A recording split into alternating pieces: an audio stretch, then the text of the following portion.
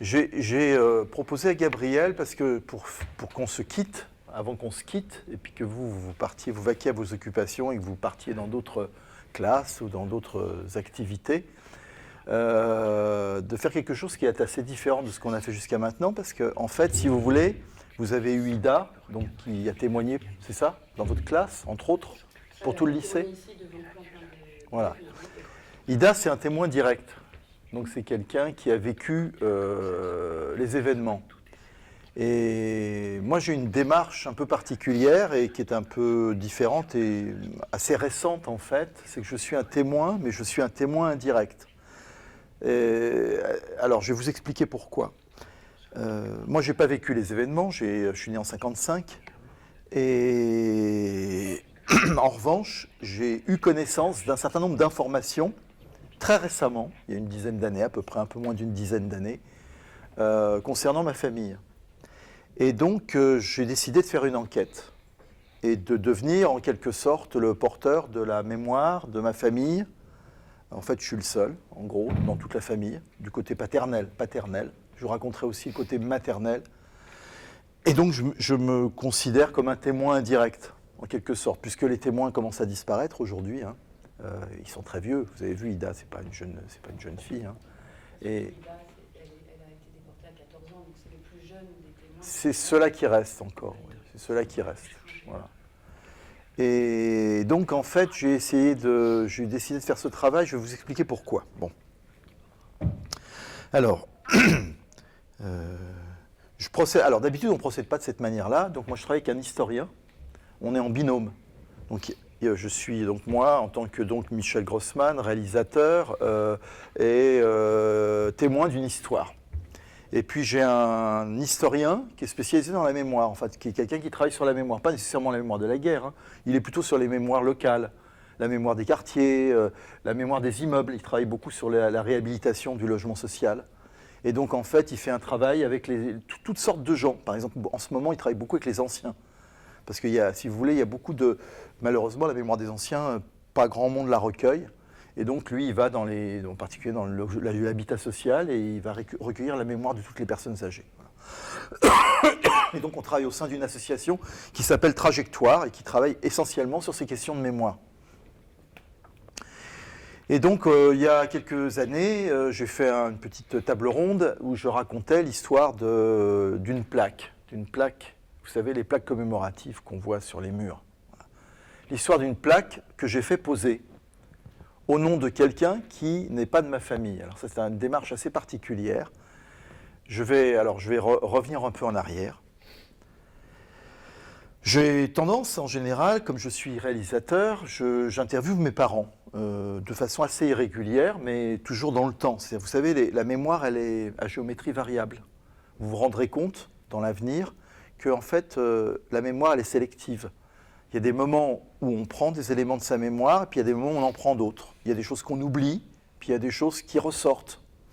Donc j'ai eu tendance à interviewer ma mère et mes tantes du côté maternel, et essentiellement mon père du côté paternel et des copains à lui, sur cette histoire, sur l'histoire de la Deuxième Guerre mondiale, avant, pendant et après surtout. Avant, pendant et après, parce que l'avant il compte beaucoup aussi, et l'après compte beaucoup.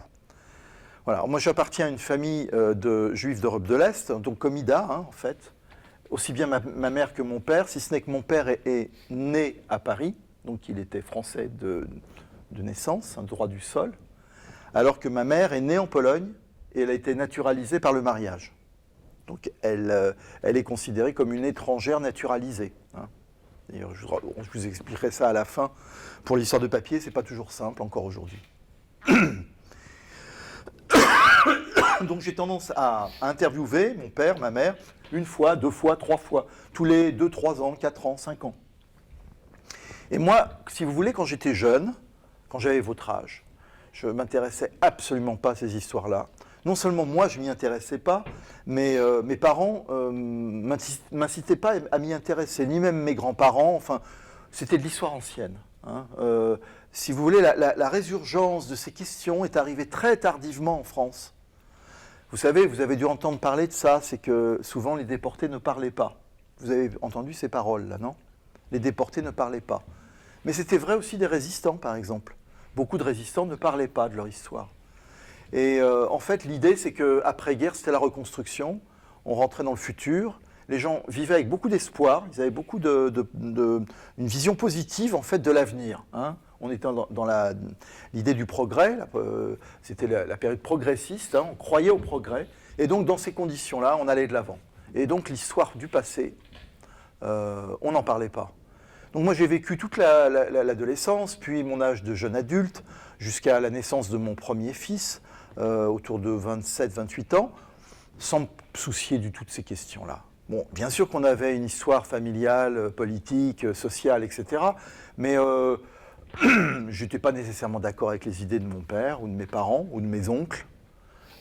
Mai 68 venait d'être passé par là, donc en fait, si vous voulez, on était plutôt contestataires, plutôt dans la rébellion, donc la rébellion de toute autorité. Ça voulait dire qu'on se rebellait pas seulement contre le général de Gaulle, mais on se rebellait aussi contre ceux qui se rebellaient contre le général de Gaulle. Parce que mes parents étaient des opposants, hein, c'était des communistes. Ils avaient été communistes, pas nécessairement de père en fils, mais si vous voulez, quand ils sont arrivés en France, les uns et les autres, dans les années 30, hein, oui, autour des années 30, ben, si vous voulez, c'est 36. Hein. Le point fort des années 30, c'est 36 en France, le Front populaire. Vous avez dû entendre parler, plus ou moins. Donc c'était une coalition de gauche. Et il y a eu une espèce de grand espoir collectif qui a fait que beaucoup de gens, en fait, se sont très rapprochés des idées de gauche. Hein. C'est typique des années 30. Puis après, vous avez vu ce qui s'est passé, on a basculé dans l'extrême droite. Vous voyez, c'est-à-dire que rien n'est acquis. Les choses, il y a des bascules historiques très très fortes. Et puis donc je continue, j'ai un deuxième enfant plus tard, bien plus tard, et c'est plus ou moins au moment de la naissance de ma deuxième fille que ces histoires sont commencées à remonter. Un truc étrange. Et alors, souvent, je ne sais pas si on vous le dit, mais c'est souvent les gens de la troisième génération qui viennent chercher la petite bête. Et en fait, mon grand-père, silence total, mes parents tournés vers le futur, et puis moi, vers l'âge de 40-45 ans, à commencer à me poser des questions. Mais qu'est-ce que c'est que cette histoire? Comment ça a marché? Comment ils ont survécu? Qu'est-ce qu'ils m'ont transmis? Et puis qu'est-ce qu'ils transmettent psychologiquement? Et psychologiquement, ça veut dire en positif et aussi en négatif. Parce que automatiquement, des gens qui vivent des traumatismes transmettent les traumatismes à leurs enfants. Donc si vous voulez, comme par hasard, il y a eu énormément de juifs qui étaient dans la psychanalyse, dans la psycho, dans la psychiatrie. Je veux dire, c'est une réalité, c'est un état de fait. Les gens qui ont un certain nombre de problématiques enfouies, ben, petit à petit, cherchent à travailler là-dessus, et puis au bout d'un moment, ils deviennent thérapeutes, ils deviennent professionnels. C'est une réalité. Voilà. Et la troisième génération, souvent, fait le chemin vers les grands-parents. C'est un état de fait, on le sait aujourd'hui. Il y a énormément de livres qui ont été écrits de la troisième génération, ben vous aurez le temps de le savoir, ça, et de voir ces écrits. Donc, et puis entre-temps, je me suis beaucoup renseigné. C'est-à-dire, j'ai énormément lu, donc j'ai commencé à être boulimique de connaissances de cette histoire pour connaître la vérité. Or, le problème, c'est que plus on avance, et plus ça devient abyssal, énorme, la connaissance. Et donc, plus les questions se posent. Donc, j'avais beau essayer de comprendre, savoir, j'avais toujours des manques. Hein, bon. Mais quand même, le roman familial, ce qu'on appelle le roman familial, hein, c'est un truc que, bon, on en parle beaucoup maintenant dans la BD, par exemple. Hein. On fait beaucoup de BD à base de romans familiaux, hein, de bio, et puis avec des croquis, et puis ça devient soit des films, ça fait de la BD aussi, ça fait des histoires illustrées. Hein.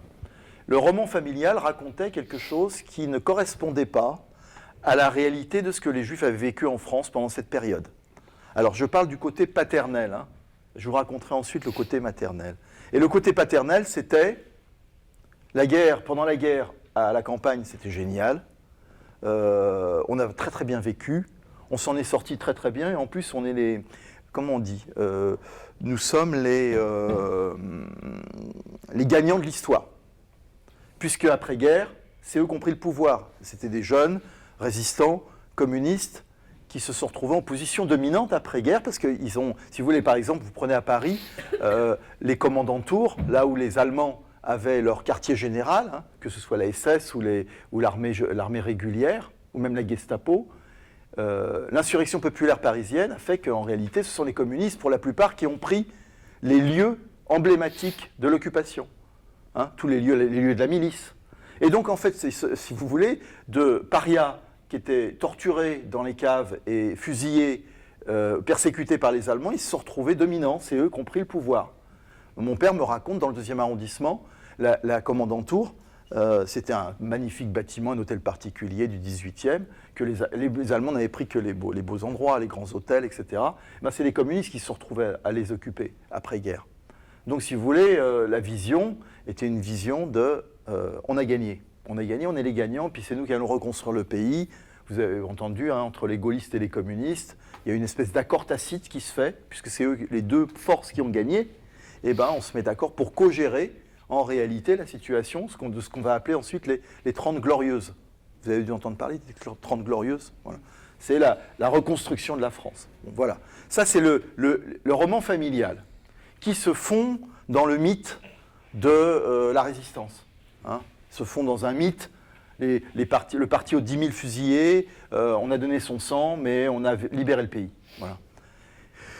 Et donc, en fait, quand je vois mes parents, mon père, je lui repose la question pour la xème fois, mais il y a quelque chose qui tourne pas rond dans votre histoire. Comment vous avez fait pour vous en sortir aussi bien, avec aussi peu de difficultés pendant la guerre? Parce qu'imaginez-vous, ils habitent dans le 2e arrondissement.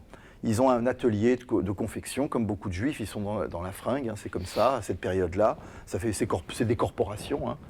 Et dès fin 1940, ils emballent tout leur matériel donc de confection, donc les machines, la presse et tout ça, dans des grandes caisses en bois. En bas, au sentier, il y avait en fait un siège de la Cernam, qui est en fait l'équivalent de la SNCF pour la route. Ça s'appelait la Cernam. Et en fait, ils étaient dans tous les lieux où il y avait de l'industrie.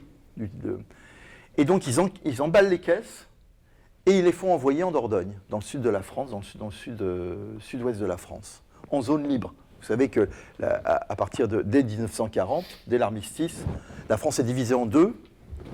La partie nord, c'est les Allemands qui la dirigent, et la partie sud, c'est Pétain. Donc c'est le régime de Pétain qui est à Vichy, dans une petite ville d'eau au milieu de nulle part.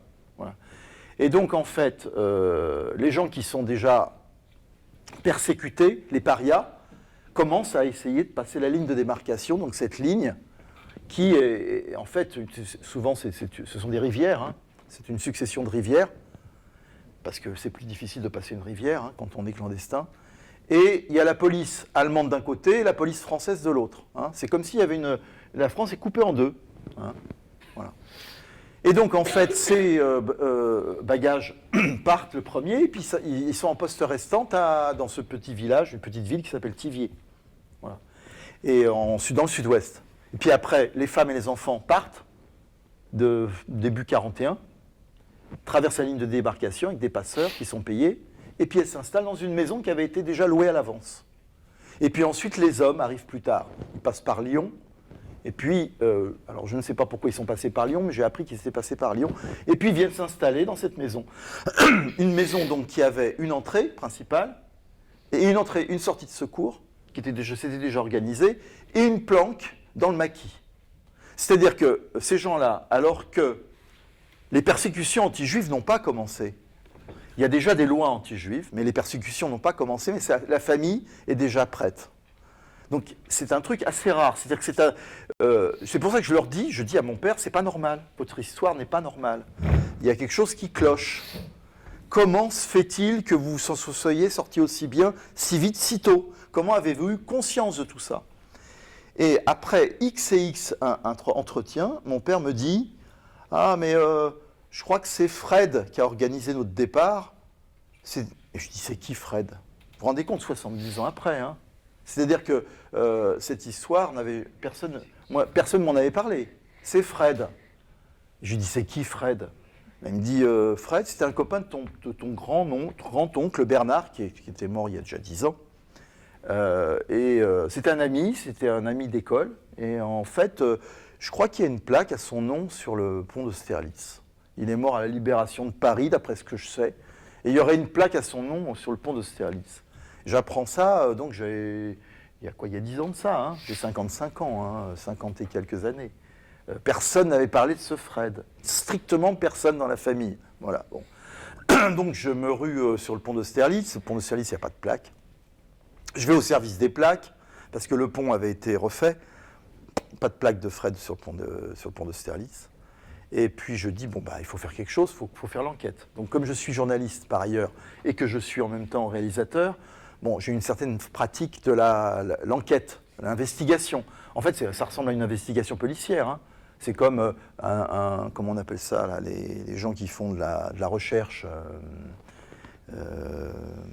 Comment on les appelle, ceux qui font de la recherche de personnes dans le privé. Les détectives, voilà. C'est un travail de détective, en fait. Alors, je sais qu'ils sont passés par Lyon. Les grands sont passés par Lyon.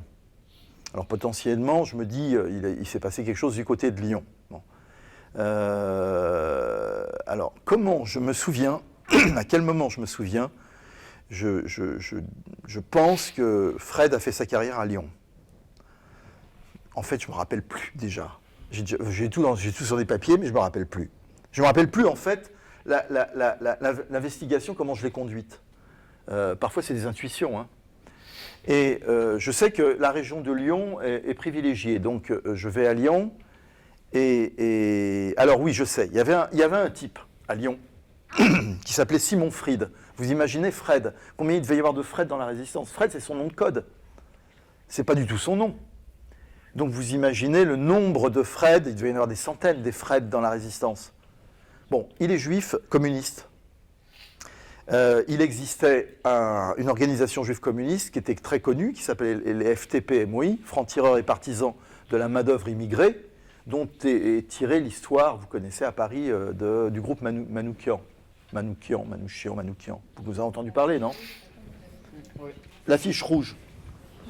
Bon, maintenant c'est devenu une image complètement, si vous voulez, totalement, ça fait partie aujourd'hui de la mythologie, avec la fameuse chanson d'Aragon chantée par Léo Ferré, qui est devenue un emblème de la résistance en France, et en particulier de la résistance étrangère en France. Je vais vous expliquer comment ça marchait.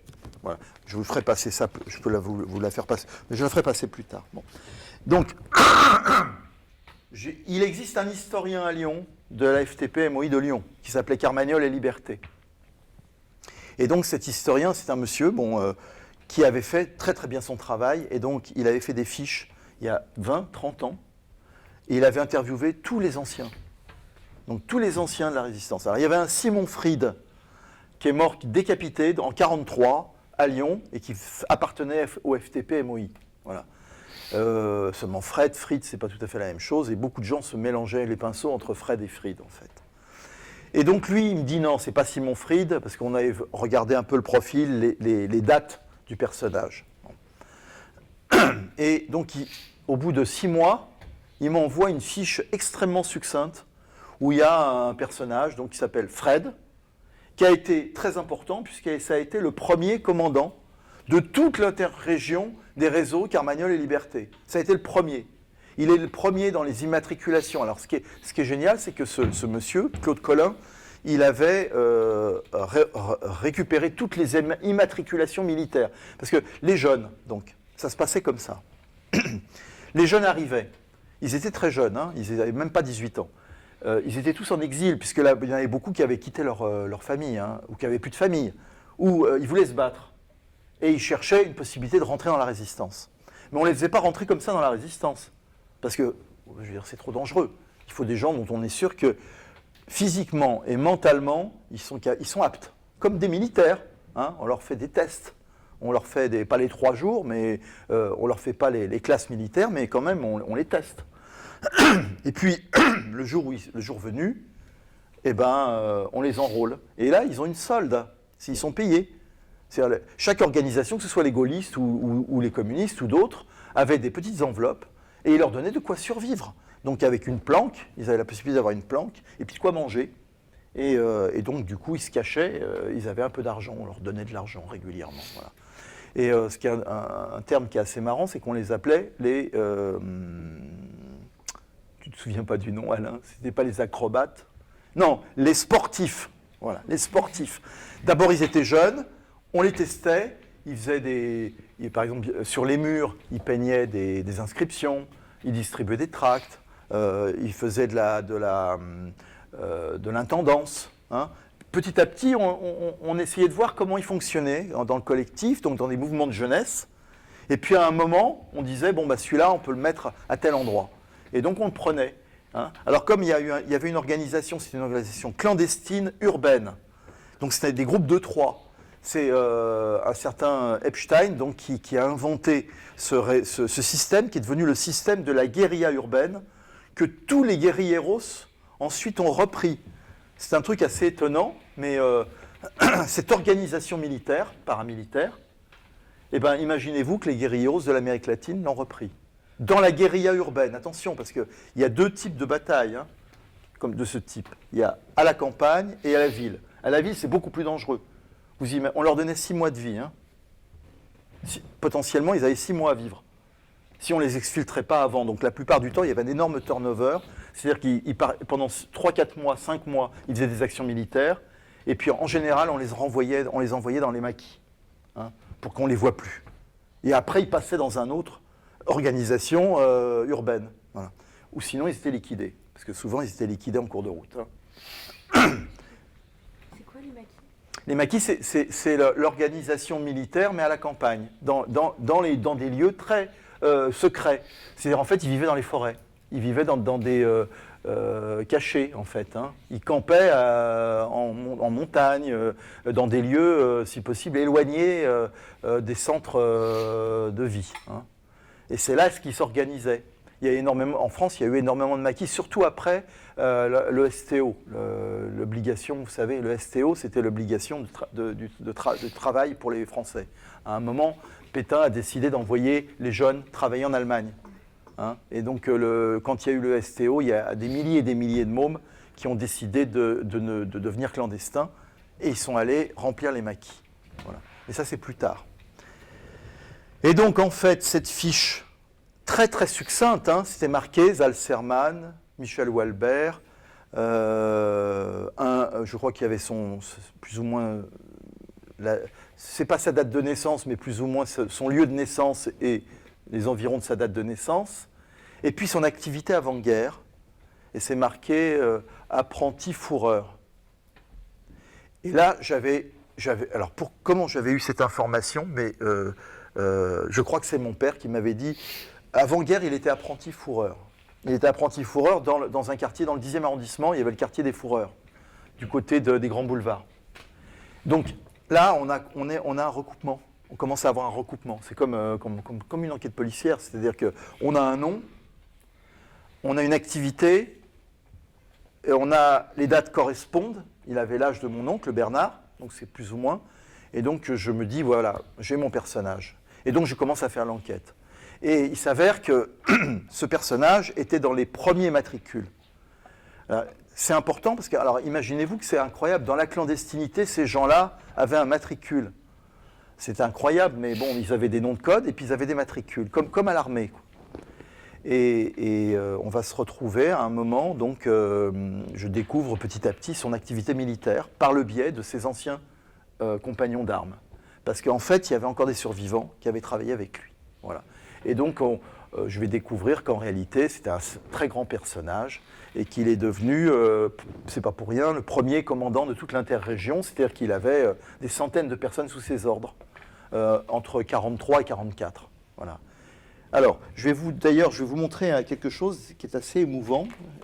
C'est un de ses compagnons d'armes qui est mort et qui m'a transmis ce document. Najman, Gilles Najman, il s'appelle. Il est mort il y a... Dit Gabi. Il est mort il y a, je ne sais pas, une dizaine d'années à peu près. Hein, un petit peu moins. Et en fait, après-guerre, on lui a demandé, c'est un truc en cuir, c'est assez joli, avec une étoile.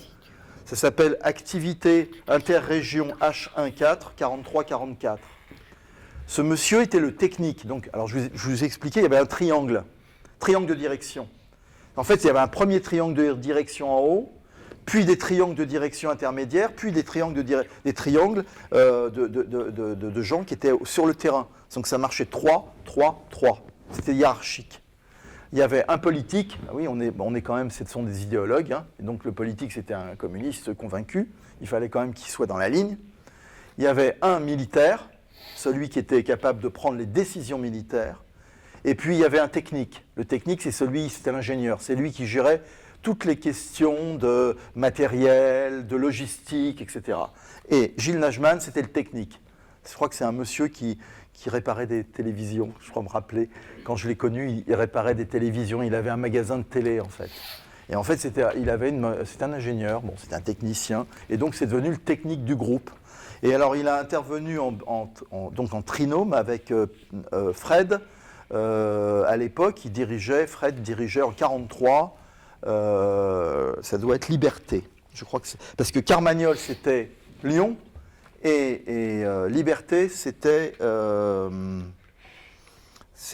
Grenoble. Alors je regarde. Alors là c'est la liste de tous les alors voilà, pour pouvoir homologuer les batailles, le combat, on demandait en fait de faire la liste des actions, mais le plus précis possible. Et je trouve que c'est un document assez exceptionnel, ce document. Je ne sais pas ce qui est devenu l'original, parce que je ne sais pas où sont parties ces archives. Hein. Mais moi, j'ai fait la photocopie à ce moment-là, et je prends au hasard. Hein. Voilà, c'est lui qui est donc après-guerre, de mémoire, qui a refait toutes les actions qui ont été menées jour après jour, entre 1943 et 1944. Alors, Grenoble, 26-5, c'est l'action 123, 123. 26-5, attaque de la voie ferrée de Veynes au moyen de plastique. Résultat, une loco et 2 wagons couchés, interruption du trafic 72 heures. Et alors là, on a les numéros de matricule à côté, 64 275, alors il y a 1, 2, 3, 4, 5, 6, 7, 8, 9, 10, 11, ils sont 12 à faire cette action. Quand même, hein, c'est sérieux. Hein. Je prends au hasard, je prends au hasard, à nouveau, pof, je tape n'importe où. Janvier 44, Grenoble, le 5-1. Action sur la voie, surpris par les GMR, ça c'était les gendarmes, près de la gare de Daumieux, Grenoble-Chambéry, il y eut un combat, un blessé chez nous, le 082. Voilà. Ensuite, je continue au hasard, n'importe où. Le 5 à Grenoble, attaque des usines Nord-Est. Fabricant de camions, grues et de broyeurs pour l'organisation TOT. C'était l'organisation qui construisait le mur de l'Atlantique. Voilà. Moyen, 17 engins explosifs et incendiaires. Résultat, des bidons et fûts d'essence se trouvant sur les lieux ont été allumés à côté des moteurs et grues. L'exécution du travail a demandé 1h30. Le concierge a été immobilisé avec sa famille. Dégâts, 15 millions, reconnus par le directeur. Voilà. Et je trouve ça vraiment c'est très très émouvant de voir ça, quoi. Alors je vous donne un élément pour faire un peu genre policier, si vous voulez, film d'action. Je vous ai parlé de Simon Fried. Simon Fried, il a été décapité. Il a été décapité par l'État français. Donc il a été jugé par des juges français qui avaient décidé de collaborer. Et pour venger Simon Fried, son camarade, Fred va monter une action. C'est l'hiver 43, c'est autour de Noël. Il se déguise en allemand et en gestapiste et en soldat français.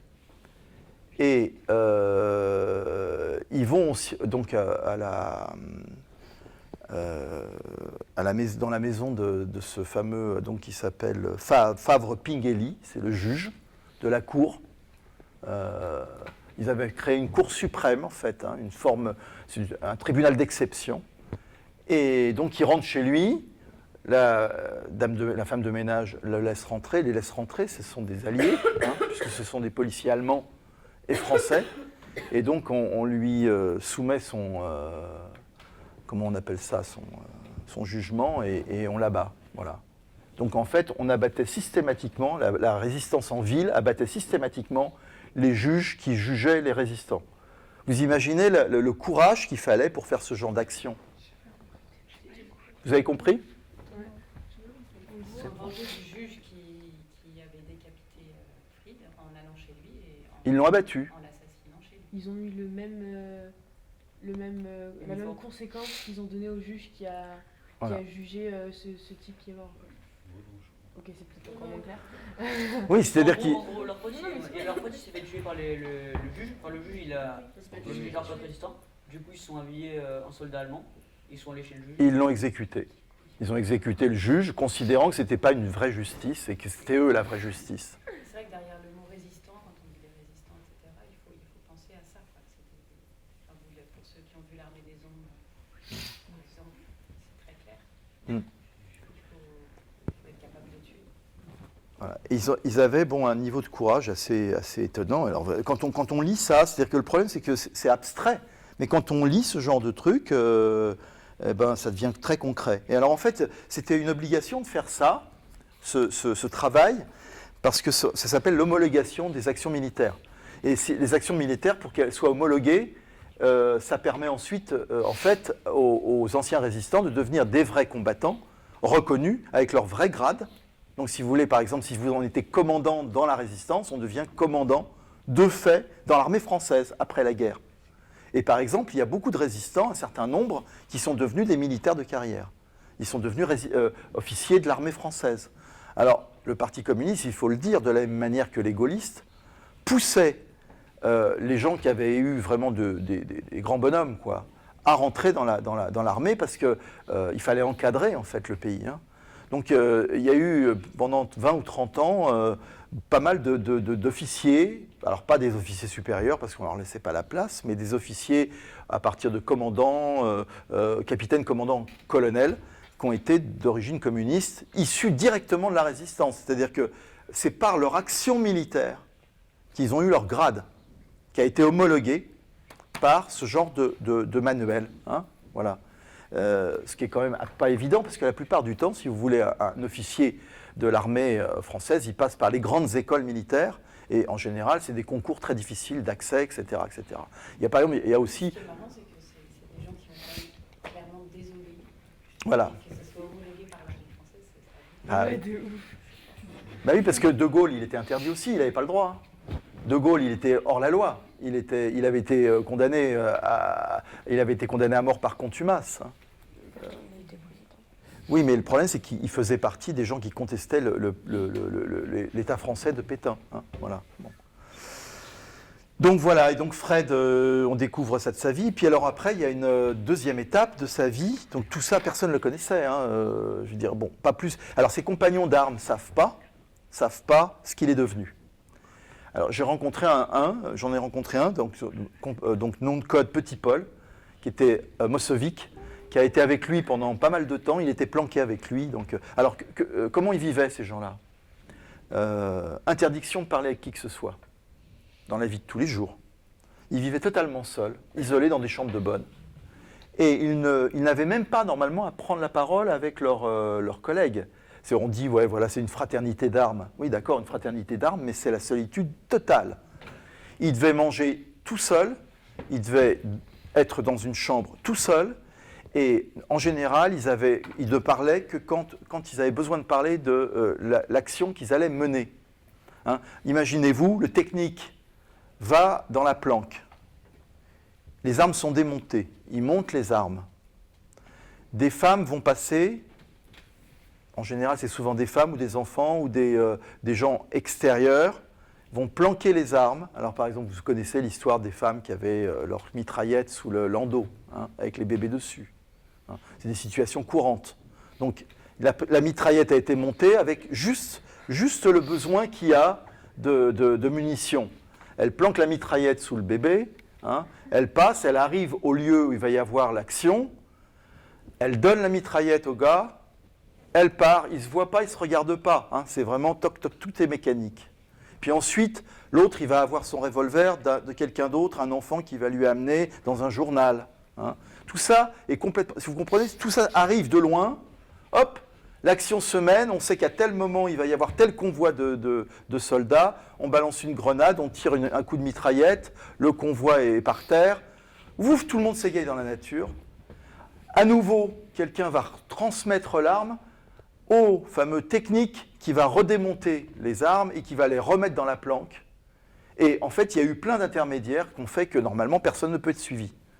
Et personne ne se parle. Les gens se regardent à peine. Ils n'ont pas trop intérêt à savoir avec qui ils ont fait l'action. Parce que si jamais ils sont pris, ils peuvent éventuellement montrer qu'ils l'ont connu. Donc vous imaginez, il faut complètement se murer. Il faut être dans une bulle. Donc ils sont très jeunes. Hein. Ils ont entre 18 et 21 ans. Donc on n'est pas du tout en âge de vivre ce genre de choses. Hein. À cet âge-là, en général, on fait la bringue, on sort, on a des copains, des copines, etc. Eux, ils sont vraiment, c'est l'ascèse. Hein. C'est comme des curés, quoi, en fait. Hein. C'est comme des prêtres.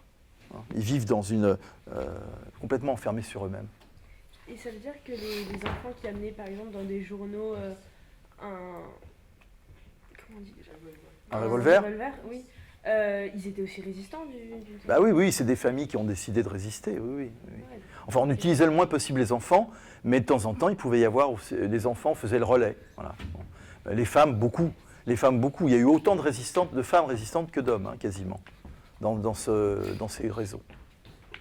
Alors, bon, je vous parle plus de la résistance, parce que bon, c'est une autre dimension qui est intéressante à connaître de ces régions. Alors, FTP-MOI, ça veut dire Francs-tireurs et partisans de la main-d'œuvre immigrée. Alors, c'était que des étrangers. Dans ce réseau-là, c'était que des étrangers. Hein. Alors, MOI, parce que, en fait, avant-guerre, on va revenir encore en arrière, les années juste d'après Première Guerre mondiale, 14-18. En 1918, la France a perdu à peu près une classe d'âge de jeunes gens, hein, à peu près. C'est-à-dire entre les morts, les blessés, les handicapés et les gens qui sont partis de la tête, parce qu'il y a eu beaucoup de gens qui ne pouvaient plus travailler, hein, qui étaient complètement handicapés mentaux. Hein. Ça fait une classe d'âge entière qui a disparu de la France. Tout s'est fait sur le territoire français, c'est la France qui a subi le plus. Donc il manque à peu près 1 million de travailleurs en France, à cette période-là, 1918, il faut reconstruire le pays. Qu'est-ce qu'on fait ? On ouvre les frontières à plein, et on fait rentrer tous les étrangers possibles et imaginables qui veulent venir travailler sur le territoire français. Donc ça vient de toute l'Europe. Et il y a énormément de gens d'Europe centrale et orientale. Donc en même temps, c'est la montée du syndicalisme. C'est le moment où la classe ouvrière prend conscience de sa force. Hein. Et puis en plus, ils se sont battus, donc ils veulent aussi une contrepartie. Hein. Les gens donnaient leur sang. Hein. Donc qu'est-ce qui se passe ? La CGT, il n'y a qu'un seul syndicat important, ça s'appelle la CGTU, Confédération Générale du Travail Unifiée, décide de construire la main-d'œuvre immigrée, c'est-à-dire des groupes de langues. Les Italiens parlent italien. Et en plus, s'ils sont frioulins, ils parlent frioulin. S'ils sont siciliens, ils parlent sicilien. Bon, etc., etc. Donc chaque groupe de langue parle sa langue. Donc on va organiser des groupes de langues à l'intérieur des entreprises. Hein, les Polonais, les Belges, etc., etc. Et c'est cette organisation-là qu'on va calquer ensuite dans la résistance, pour que les gens se comprennent et qu'ils s'organisent entre eux. Voilà. Et donc moi, je me suis plutôt intéressé à ce qu'on a appelé les organisations juives de la MOI. Hein. Donc voilà. Donc c'est cette mémoire-là dont la langue était le yiddish. Donc comme Madame Grispan, je pense qu'elle devait parler yiddish, non ? Ida. Voilà. Vous savez ce que c'est ?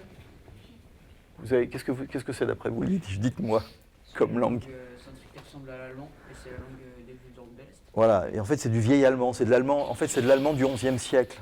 C'est un allemand qui est resté figé, mais dans lequel on a apporté des langues étrangères en fonction des lieux d'exil. Donc si on va en Roumanie, c'est plutôt balkanique. Si on va dans le nord, c'est très allemand du côté de la Lituanie, c'est plus allemand, et du côté polonais, c'est plus matiné de langue slave. Mais il y a aussi des apports de français, il y a des apports de latin, hein, il y a eu des apports de latin à un moment, enfin, c'est une espèce de langue mélangée. D'ailleurs, le fondateur de l'espéranto, qui a été une langue universelle, qui a été inventée après-guerre, hein, même un peu avant-guerre, Zamenhof était yiddishiste, il est mort, il est dans le cimetière juif de Varsovie. Donc si vous voulez, cette espèce de langue universelle a donné naissance aussi à plein de projets différents, après-guerre en particulier. Voilà, vous avez peut-être des questions ? Non ? Attendez, mais du coup, le résistant, il a fait quoi pour votre famille ? Ben, alors, Fred, c'est lui qui a organisé tout le départ. C'est-à-dire que c'était un copain à Bernard, mon oncle, mon grand-oncle, ils étaient amis de classe. Et c'est lui qui dit, alors on revient un peu en arrière, je ne fais pas de chronologie, je pars en avant, en arrière, on revient en arrière. Donc il dit à mon oncle, ça sent le roussi, on ne va pas être tranquille. Les Allemands ne nous laisseront pas tranquilles et les Français ne nous laisseront pas tranquilles. Alors, il s'avère que, si vous voulez, les lois anti-juives, moi j'ai découvert ça en faisant un travail spécifique, je ne savais pas. Alors ça, c'est un truc que je ne savais pas du tout. Les lois anti-juives, c'est un pavé comme ça de 250-300 pages. C'est-à-dire pratiquement tous les mois, on en rajoutait une couche. C'est invraisemblable. Et ça commence dès 1940, c'est-à-dire dès le début de la collaboration. Et dès septembre 40, la première contrainte, obligation, inscription sur des listes. Tous les juifs doivent, en particulier étrangers, d'abord, on s'occupe d'abord des juifs étrangers. Après, on va s'occuper des juifs français plus tard. Les juifs étrangers doivent s'inscrire sur des listes. Et donc, je vous donne un exemple. Donc, Fred dit, ne vous inscrivez pas sur les listes. Décision difficile à prendre quand on a une femme et des enfants. Ça veut dire qu'on devient hors la loi si on ne le fait pas. On n'a plus de papier. On n'est plus en règle avec la loi. On peut se faire interner, enfermer. Donc, je ne sais pas comment la décision s'est prise chez moi, mais mon grand-père, qui parlait mal le français, c'est un homme qui avait... Alors, mon grand-père, il vient d'Europe de l'Est, il vient de Pologne. Il est né au 19e siècle. Mon grand-père était né au 19e siècle et il a vécu en Pologne. Il a quitté la Pologne dans les années 20 avec sa femme. Et en Pologne, à Berlin, ils sont devenus en fait, il a monté une entreprise, il faisait des vêtements sur mesure pour hommes. Il a très très bien gagné sa vie, ça s'est très bien passé pour lui. Et il gagnait, en fait, et puis il est venu en France. Bon, je ne rentrerai pas dans les détails parce que c'est des péripéties à n'en plus finir. Il s'installe en France au début des années 30. Voilà. Et mon père naît sur le territoire français.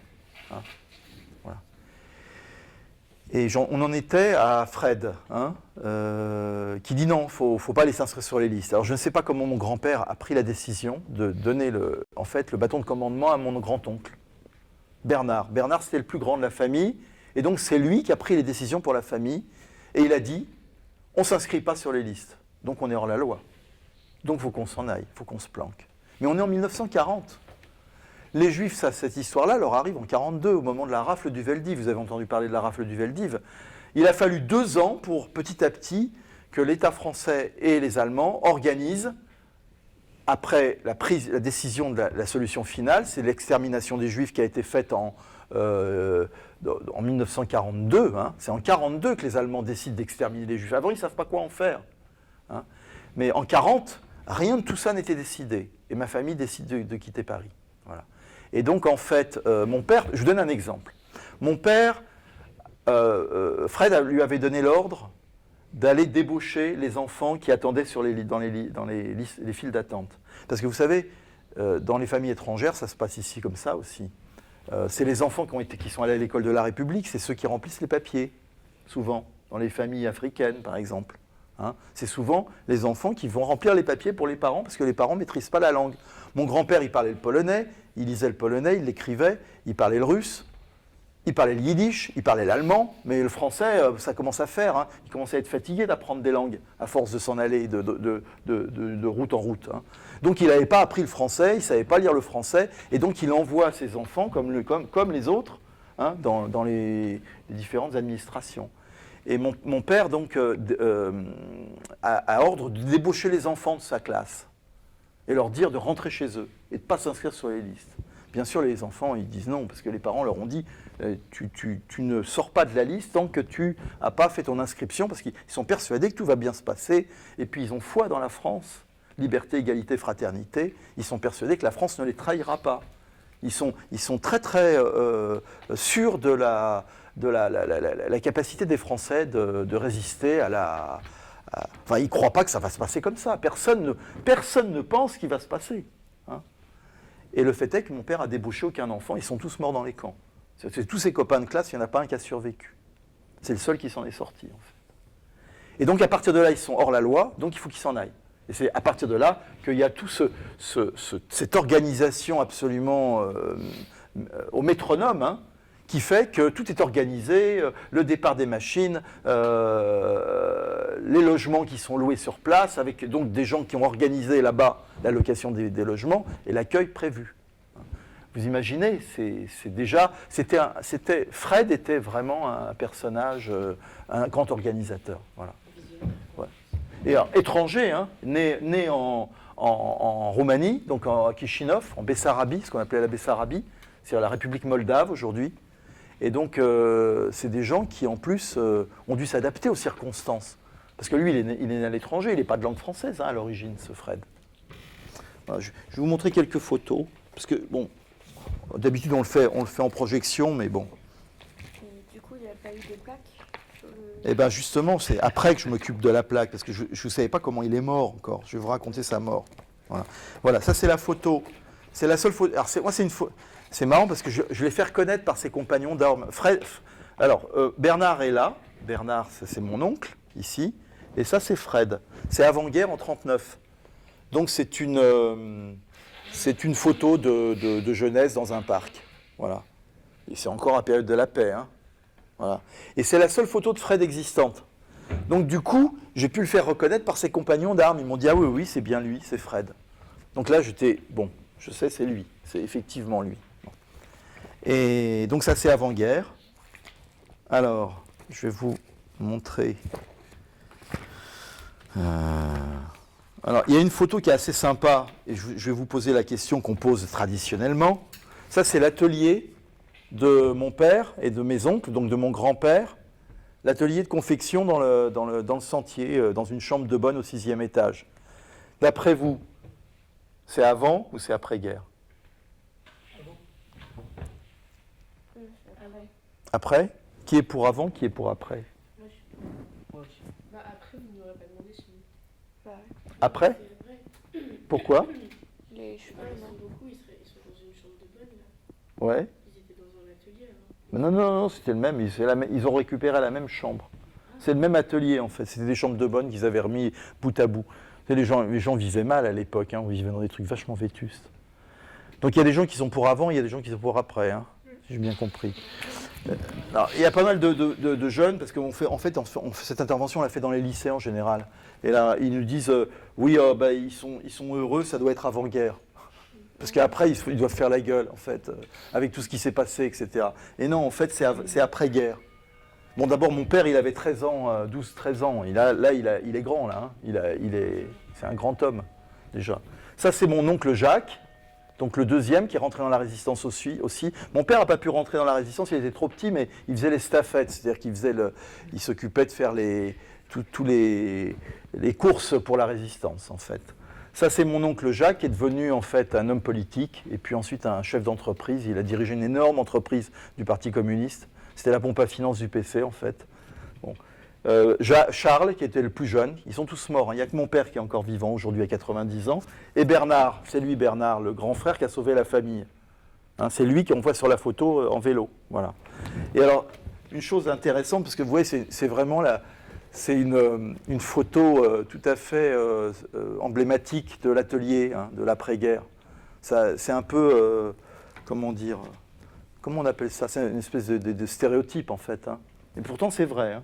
Et alors, vous voyez, ce qui est intéressant, c'est que tous ces gens-là étaient tous communistes. Hein. Les ouvriers comme les patrons. Donc, en fait, grosso modo, il n'y a pas vraiment de patron, il n'y a pas vraiment d'ouvriers. Hein.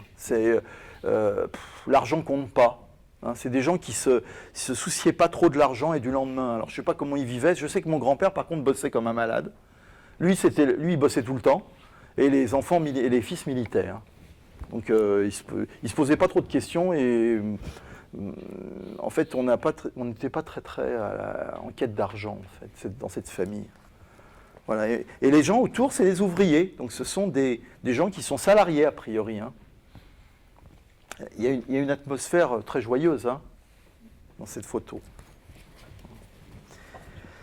Donc, voilà. Alors, Fred, on le retrouve à Lyon. Et puis, il s'avère que mai-juin 1944, le débarquement va avoir lieu. Hein, et beaucoup des réseaux ont été détruits. beaucoup de réseaux ont été démantelés, en particulier dans la clandestinité et en particulier dans la FTP-MOI. Bon, le fameux groupe Manouchian, il a été décapité complètement, il a été liquidé. Il n'y en a pas un qui a survécu. À Paris, donc, il n'y a plus de résistance MOI. Alors, il y a plusieurs potentialités, il y a des hypothèses autour de la montée de Fred à Paris. Donc, on sait que Fred monte à Paris entre mai et juin 1944.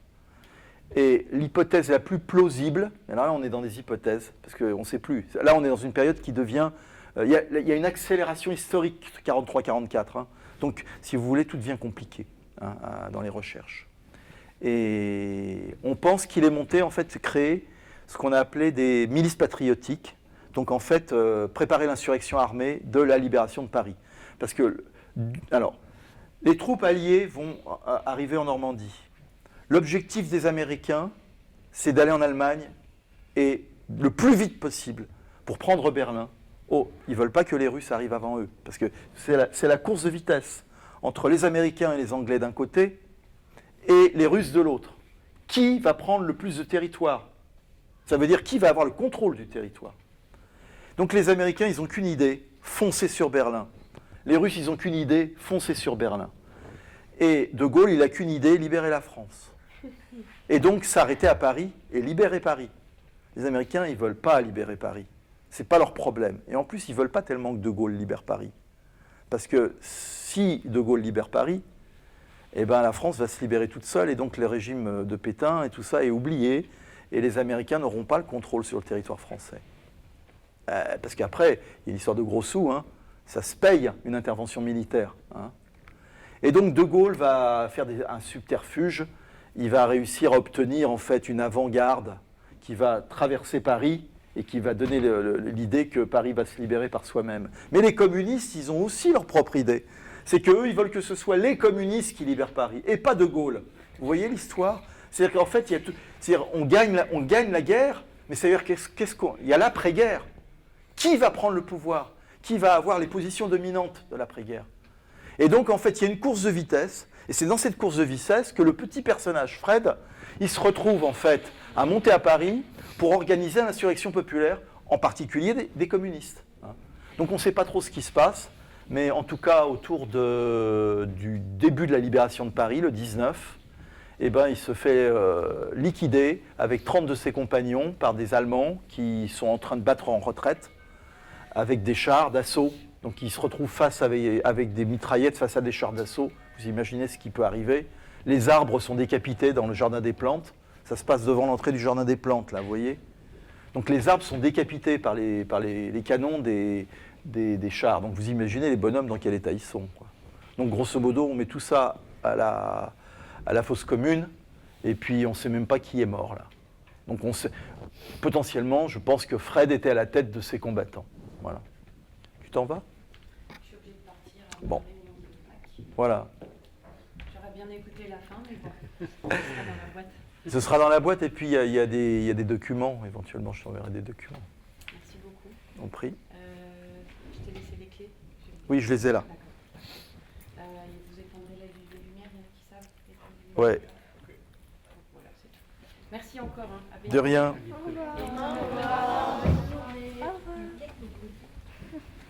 Voilà. Donc le 19, Fred meurt avec 30 de ses compagnons. Totalement oublié. Le jardin de plantes a été bombardé. C'est-à-dire qu'il y avait des chars qui circulaient sur l'avenue. Normalement, on devait faire sauter le pont d'Austerlitz. Donc lui, en fait, il tenait la position pour tenir le pont. Hein. Vous savez que normalement, Paris aurait dû être entièrement détruite. Vous êtes au courant de l'histoire? Avec Haussmann? Hein? Non. Non, pas Haussmann. En fait, Hitler, qui a compris qu'il a perdu la guerre, il a des obsessions, Hitler. Il voulait que Berlin soit la plus belle ville du monde. Et comme il savait, parce que c'était un homme qui avait du goût, attention, c'était un esthète, Hitler. C'était un monstre, mais c'était un esthète. C'est un type qui croyait à l'architecture, qui croyait aux beaux-arts, qui s'était entouré d'architectes et d'artistes. Vous savez, qui pillaient toutes les collections de peinture de tout le monde. Ils avaient un trésor de guerre absolument incroyable. Ils pillaient tous les musées, partout où ils passaient. Et c'était à qui aurait eu le plus de sculptures et le plus de peintures. Donc entre lui, Goebbels et tous les autres et Himmler, il faisait le concours de qui avait le plus de peintures et qui avait les peintures les plus belles. Vous voyez, c'est quand même des drôles de personnages. Et donc, il considérait que Paris était la ville la plus belle du monde. Et donc, Paris ne devait pas lui survivre. Voilà. Et donc, il avait décidé, toute la ville était minée, et il était prévu, normalement, que tout saute. Tous les bâtiments publics, les ponts, etc. Paris devait disparaître de la carte, il ne devait plus être Paris, la ville lumière. Heureusement, tout de suite au début de la libération de Paris, il y a une négociation qui se fait avec en particulier un ambassadeur, l'ambassadeur de Suède. Et il y a un film, je vous conseille, je ne me rappelle plus comment il s'appelle, il y a un film magnifique qui a été fait autour de... C'est une pièce de théâtre et un film. C'est la discussion entre le gouverneur allemand de von Choltitz et ce fameux ambassadeur. C'est des amis, hein, ils sont amis, parce que ce von Choltitz, c'est un érudit, c'est un homme docte, c'est un homme qui aime l'art et la culture, et l'ambassadeur de Suède lui dit, mais tu ne peux pas inscrire ton nom dans la destruction de la plus belle ville du monde. Et donc ça va durer des heures et des heures de tractation, et en fait, l'autre, il est militaire, normalement, on lui dit, il faut que tu... Donc le militaire, il a des ordres. Mais le film, c'est pas Paris Vomitive. Non, c'est un film récent, avec des acteurs connus, il y a...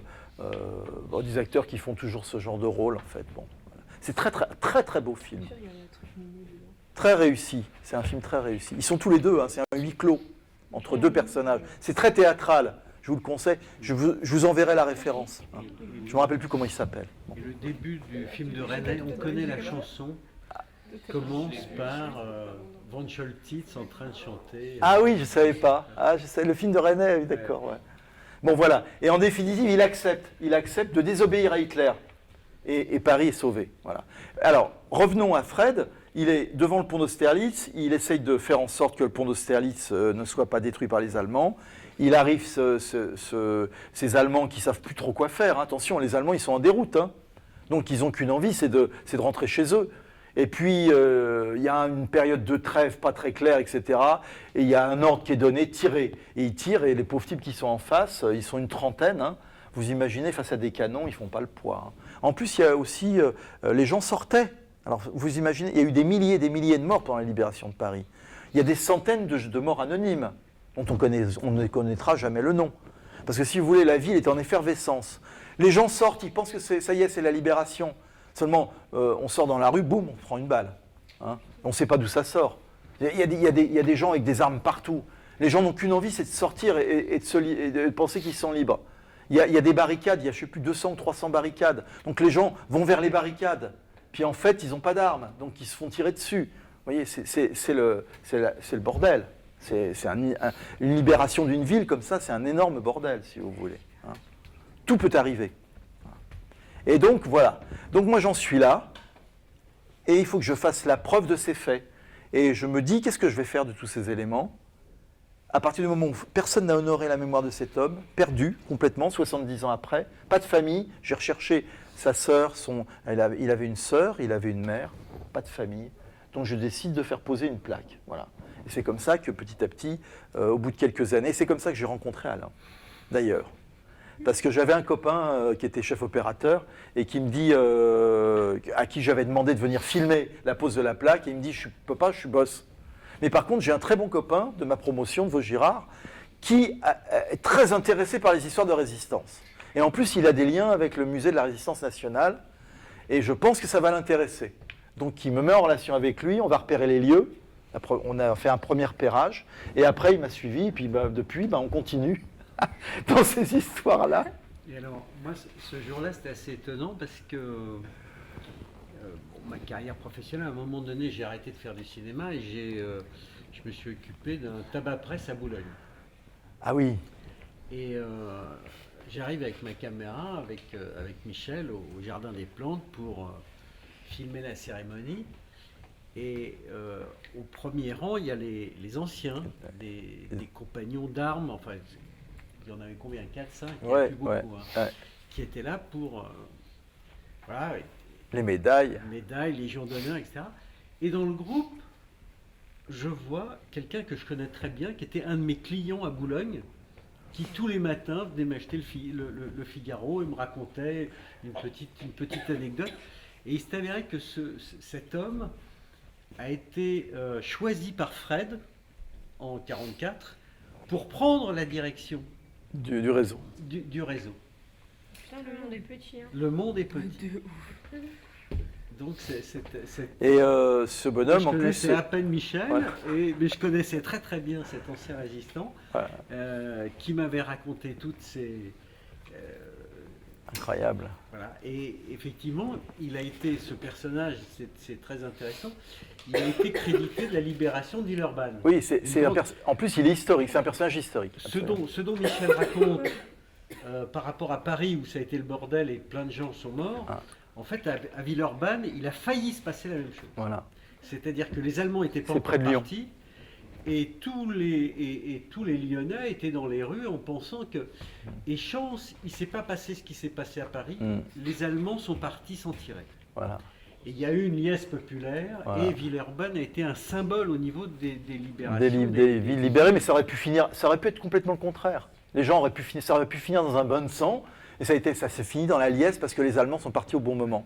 Voilà. Et donc, monsieur, Lefort, le fameux commandant Lefort, qui fait partie des mythes de l'histoire de la résistance, en fait, il a gagné la libération de Villeurbanne. Voilà, parce que ça lui est tombé dessus, quoi. Et c'était extraordinaire. Alors pour finir l'anecdote, ce personnage, à la libération, bien sûr, comme il était dans la FTP-MOI, il était juif communiste, et le Parti communiste, de ces étrangers, leur a dit, camarades, il faut retourner Rentrez chez vous. Le socialisme, Construire le socialisme. dans vos pays d'origine. Il était d'origine roumaine, donc Et retour en Roumanie. Pour reconstruire, c'était quelqu'un d'extrêmement brillant. Oui, C'était un ingénieur. Il était venu à Paris. En électricité. Il était venu à Paris pas parce qu'il avait besoin de boulot. Il venait à Paris pour faire des études, parce que effectivement, il voulait faire Polytechnique. Il était extrêmement brillant. Et c'est pour ça que Fred l'a choisi, que c'était un mec extrêmement brillant. Et dans les interviews qu'on a menées avec Michel, parmi les anciens compagnons d'armes qu'on a rencontrés à Lyon, beaucoup nous ont dit, mais en fait, ce mec, il n'était pas de chez nous. On ne comprend pas pourquoi Fred l'a désigné. Nous, on était des Lyonnais, on était des Juifs lyonnais, voilà. C'était des prolos, c'était des gens pas très éduqués. Ce mec-là, qui venait de Paris, de Polytechnique, il le balance à la tête du réseau. Il y avait un peu d'animosité vis-à-vis de ce personnage. Bon. Il a fait son boulot à Lyon, et donc à la libération, le PC lui dit, mon camarade, il faut que tu retournes dans en ton Roumanie, électrifier le pays, parce que ses études, c'était l'électricité. L'électricité, ouais. Et effectivement, en tant que bon soldat, il est parti en Roumanie. Et, il est devenu vice-ministre. Il est devenu très important, vice-ministre de l'énergie, de l'industrie. Et Moscou l'a même envoyé aux quatre coins de l'Empire, si j'ose dire, pour électrifier. Il a été au Vietnam, tirer des lignes, enfin bon, il a fait. Mais c'était pas un communiste dans l'âme. Il était venu à Paris pour faire des études, et comme il était juif et que dans ces milieux-là, la persécution, le seul moyen de prendre des armes, c'était d'aller s'enrôler avec ceux qui se battaient, et c'était les communistes qui se battaient. Du fond du cœur, c'était pas son truc. Et retravailler dans les pays de l'Est, au bout d'un certain temps, il avait qu'une envie, c'était de revenir à Paris. Alors il y avait ça, puis avec, à partir des années 60-70, il y a eu un radoucissement dans les pays de l'Est, et les Juifs ont à nouveau été persécutés. Parce qu'il n'y avait pas que les Allemands qui ont persécuté les Juifs, les Polonais en particulier, en Roumanie, etc. Donc il y a eu une vague de persécution, et ce grand personnage, il a senti que le vent commençait à tourner et qu'il fallait qu'il se barre. Donc il a décidé de d'exfiltrer sa famille. Vous imaginez ces univers de ces gens qui ont passé leur temps à devoir quitter leur pays, requitter leur pays, et requitter leur pays, et requitter leur pays jusqu'à pas d'âge, jusqu'à un âge très avancé. Et donc il a réussi à sauver les siens. Il y en a certains qui sont restés dans la trappe, c'est-à-dire qu'ils sont morts, internés, ou ils ont été liquidés. Je connais même l'histoire d'un type en RDA, il est mort sur une table d'opération. C'est-à-dire qu'en fait, il devait être opéré, je ne sais pas, d'un truc anodin. On en a profité pour le liquider sur la table d'opération en disant « Ah oui, il y a eu une erreur médicale ». Et c'est comme ça qu'on l'a liquidé. C'est des choses qui arrivent malheureusement.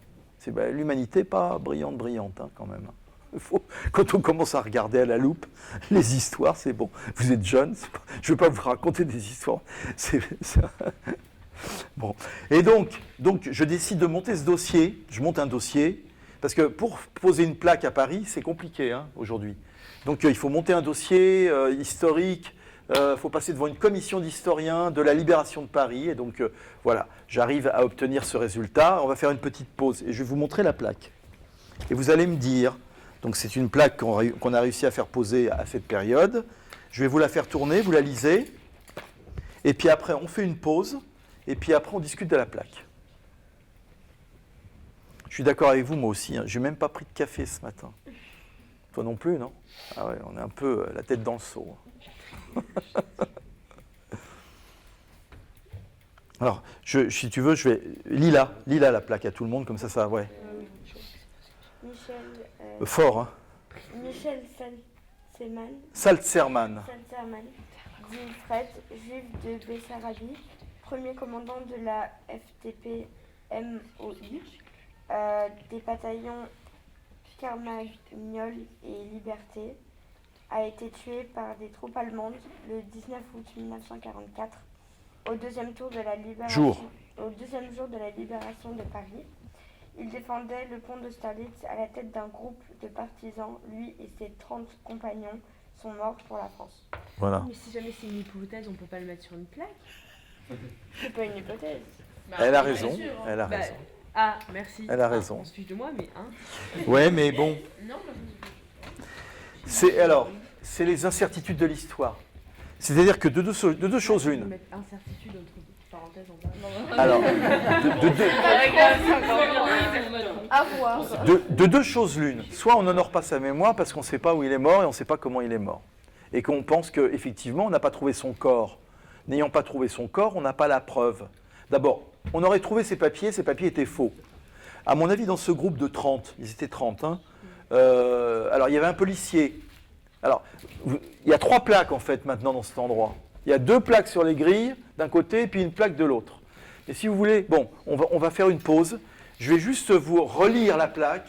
Vous y réfléchissez puis vous me dites ce que vous pensez. Et après, on fait une pause parce qu'il faut qu'on relâche un peu. Donc, je répète la plaque. Michel Saltzerman dit Fred, juif de Bessarabie, premier commandant de la FTP-MOI, des bataillons Carmagnole et Liberté, a été tué par les troupes allemandes le 19 août 1944. Au deuxième jour de la libération de Paris, il défendait le pont d'Austerlitz à la tête d'un groupe de partisans. Lui et ses 30 compagnons sont morts pour la France. Vous gardez ça en tête et puis on fait la pause, on prend 5 minutes et puis on en reparle après. D'accord.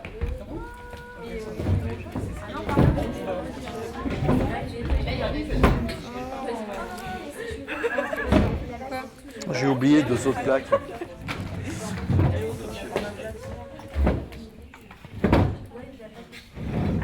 Oh, il y a la caméra. Il manque la copine qui est là. Ah non, elle est là, c'est elle qui filme, d'accord. Okay.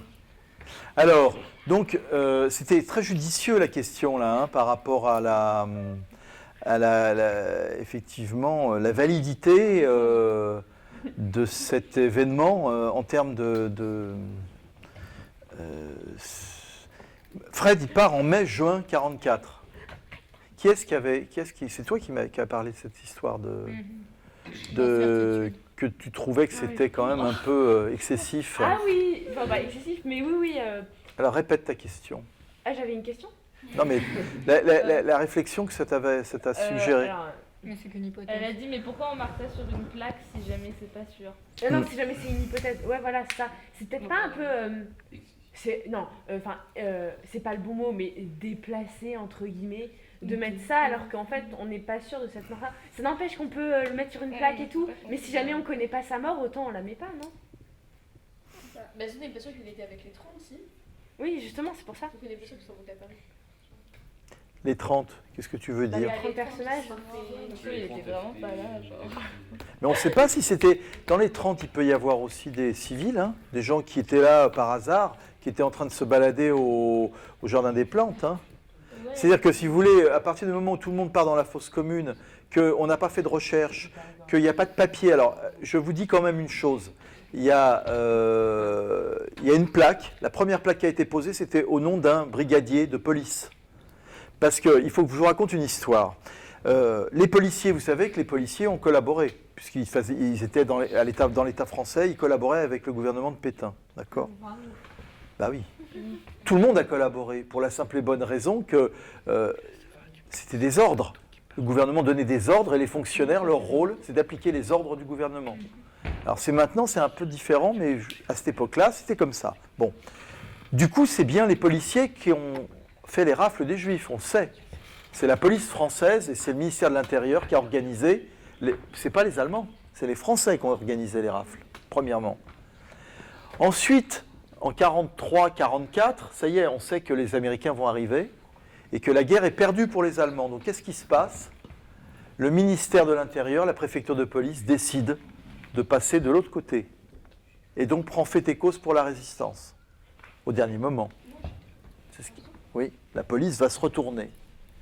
Donc, quand il y a l'insurrection parisienne, l'idée c'est qu'il y aura un résistant aguerri, un officier de la résistance, et un policier en binôme qui vont organiser l'insurrection populaire.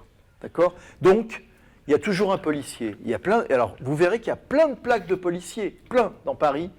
Le brigadier machin, le sergent-chef machin, est mort pour la France le jour de la libération de Paris. Parce qu'effectivement, ils étaient en avant, ils se sont fait tuer.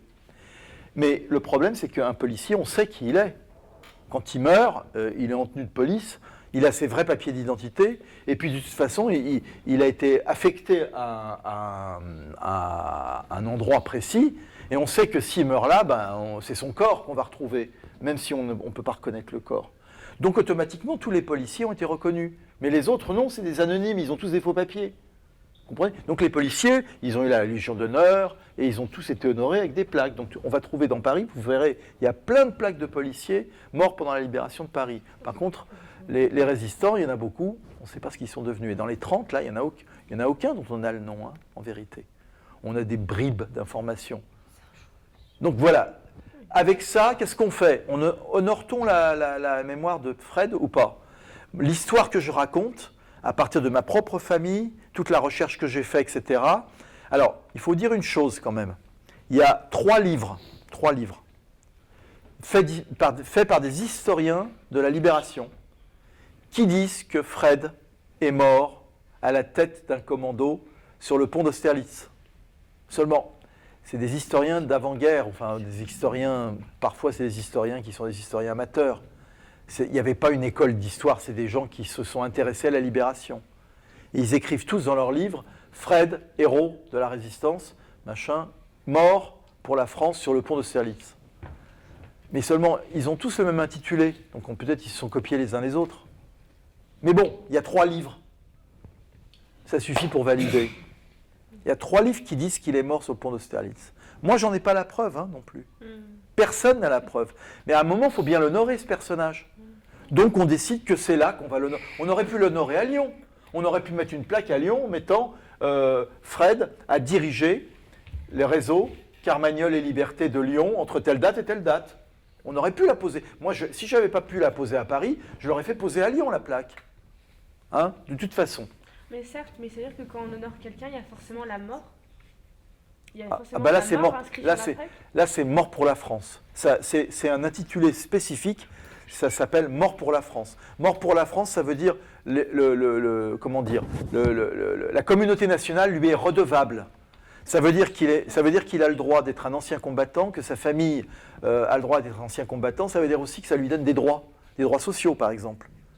Il a le droit à une pension spécifique, il a le droit, par exemple, à des maisons de retraite spécifiques, etc. Son maman est mort, donc, Non, pas lui, ou ses ayants droit.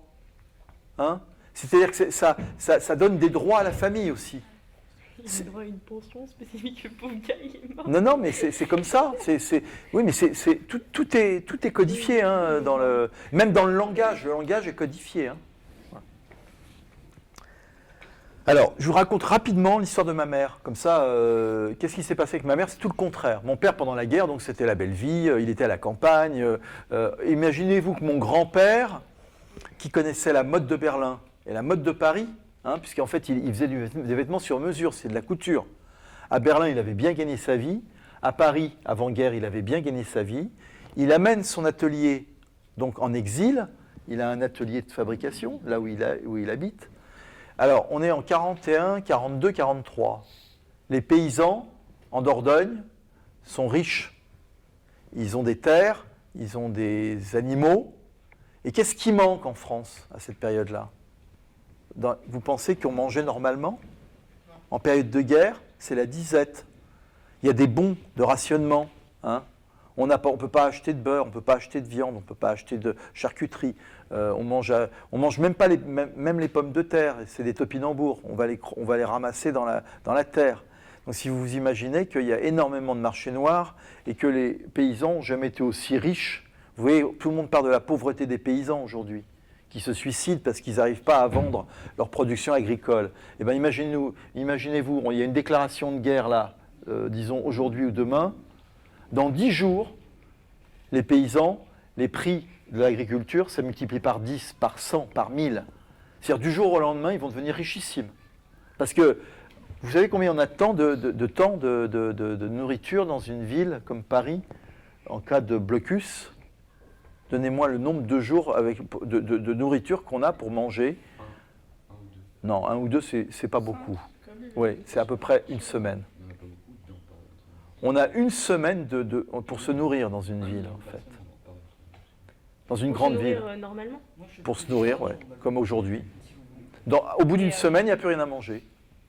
Mais les jours où on mange assez. Enfin, on mange à sa faim. Ouais. Bah, c'est-à-dire qu'on a intérêt à faire des réserves. Hein. On a intérêt à diminuer très sérieusement ce qu'on mange. C'est-à-dire que là, on va manger disons 20% de ce qu'on mange tous les jours. Puis après, on ne mangera plus que 10%. Ah, vous avez bien vu que dans les camps, ils ne mangeaient rien. Ils crevaient de faim. Donc c'est la même chose pour les civils en période de guerre. Donc qu'est-ce que font les gens? Ils vont à la campagne chercher au prix fort. Les pommes de terre ont été multipliées par 5 ou 6, le beurre par 10, le cochon, je n'en parle pas, la viande, c'est un luxe absolu, si vous voulez. Manger de la viande, c'est un luxe absolu. Donc les paysans sont très très riches, et ils ne savent pas quoi faire de leur argent. Et mon grand-père, il fait la mode au bon chic parisien, au bon chic berlinois. Donc tous les paysans viennent se faire tailler des costumes chez mon grand-père. Donc mon grand-père, il a de l'argent à ne plus que savoir en faire pendant la guerre. Vous imaginez une situation absurde, le paradoxe de l'histoire. Hein. Et mes oncles, etc., vivent très très bien également. Ma mère, c'est tout le contraire. Ma mère, elle se retrouve, rafle du Veldiv. Le père est mort juste avant la guerre. Sa mère et son grand frère sont emmenés au Veldiv, puis dans les camps du Loiret. Vous avez dû entendre parler peut-être des camps du Loiret, Pithiviers et Beaune-la-Rolande. Ce sont des camps où on va emmener les enfants en particulier. Vous savez que la France a une spécificité, et c'est pour ça qu'il y a une tâche indélébile par rapport à la situation de la France. C'est le seul pays au monde qui a fait envoyer les enfants en camp d'extermination. Seul. C'est-à-dire que les Allemands ne voulaient pas des enfants. Ils ne savaient pas quoi en faire. Ils ne pouvaient pas gérer les enfants. Donc, ils voulaient que les adultes. Et les Français ont dit, attendez, mais nous, on fait quoi des enfants? 2000, 3000, 4000 enfants. On en fait quoi? Il fallait construire des orphelinats,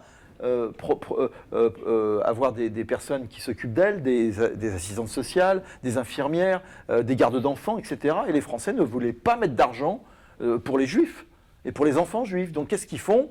Ils disent aux Allemands, il n'est pas question que vous ne preniez pas les enfants, vous embarquez les enfants avec. Alors, bon, soi-disant qu'ils ne savaient pas qu'ils allaient vers la mort. Mais bon, ceci dit, quand ils voyaient des trains de 1000 enfants, parce que c'était par 1000, les enfants étaient entassés par 50. Dans chaque wagon, il y avait 50, 60 personnes. Hein. Donc des trains de 1000 enfants, tout seuls, entre 3 et 14, 15 ans. Hein. Et 100 personnes autour, aucun adulte pour s'occuper d'eux. Vous imaginez un petit peu le travail. Donc que les Français n'étaient pas au courant de ce qui allait se passer au bout du compte, ils ne voulaient pas le savoir. Ils s'en lavaient les mains, en fait. Et donc, c'est ce qui s'est passé pour mon oncle. Et en plus, il était handicapé. Donc, il s'est retrouvé séparé. En plus, on arrachait, à Beaune-la-Rolande et Pithiviers, on arrachait les parents à leurs enfants, les mères. parce qu'on avait envoyé les mères, on avait gardé les mères pour pas que les enfants foutent trop le bordel, parce que sinon vous imaginez des enfants complètement hystériques sans leurs parents. Donc on avait envoyé les mères, et sur place on a arraché les mères et les enfants. Donc on a fait partir les enfants de Beaune-la-Rolande et les parents de Pithiviers. Ma grand-mère est partie, mon oncle est parti de Beaune-la-Rolande le 2 ou 3 août, et sa mère est partie 2 jours après, un jour après. Ils sont arrivés directement à Auschwitz, ils ont été gazés et ils sont partis dans les fours. Voilà. Ça, c'est la partie de ma mère. Ma mère se retrouve toute seule, elle a 13 ans, elle est chargée de famille, elle a 3 petits-enfants en plus, donc elle a son petit frère qui est tout petit, 3 ans, une autre qui a 6 ans, et une sœur un peu plus grande qui doit avoir 10-11 ans. Elle en a 13. Elle va traverser toute la France, et elle va se cacher de cache en cache, en particulier chez les bonnes sœurs. Il va y avoir des réseaux en particulier de chrétiens. Et puis elle va essayer de passer la zone, elle va passer en Suisse. Le salut, c'était la Suisse. Donc à un moment, ils arrivent à passer la Suisse et elle se retrouve, donc ils sont embarqués par les gendarmes suisses. Et ma mère, comme elle est grande, physiquement elle est assez grande, les Suisses renvoyaient les jeunes gens à 16 ans. À 16 ans, il est donné aux Allemands. Ma mère a des faux papiers. Date, lieu de naissance, non, tout est faux. Il s'appelle Rose. Ma mère s'appelle Rosenberg. Les enfants s'appellent Rose, R-O-S-E. Donc les gendarmes vont la cuisiner pour lui dire « tu n'as pas 14 ans, tu n'as pas 14 ans et demi, tu as 16 ans, dis-nous quel âge tu as, etc. » Mais les autres enfants attendaient, donc ils l'ont foutu en quarantaine. Et pendant 15 jours, au cachot, ils l'ont cuisiné. Quel âge tu as? Comment tu t'appelles? C'est pas possible, etc., etc. Et ça, c'est tous les jours, pour la faire craquer. Ma mère, elle ne peut pas craquer. Elle a la responsabilité de ses petits frères et sœurs. Ils sont tout seuls sur la terre. Il n'y a plus personne autour d'eux. Elle ne sait pas où on va emmener les enfants. Donc, il n'est pas question qu'elle craque pas. Et donc, au bout de 15 jours, on la sort de prison. Voilà. Et donc, ensuite, ils vont être séparés, les enfants. Parce qu'on ne les laisse pas ensemble. On va les mettre chacun dans des familles différentes.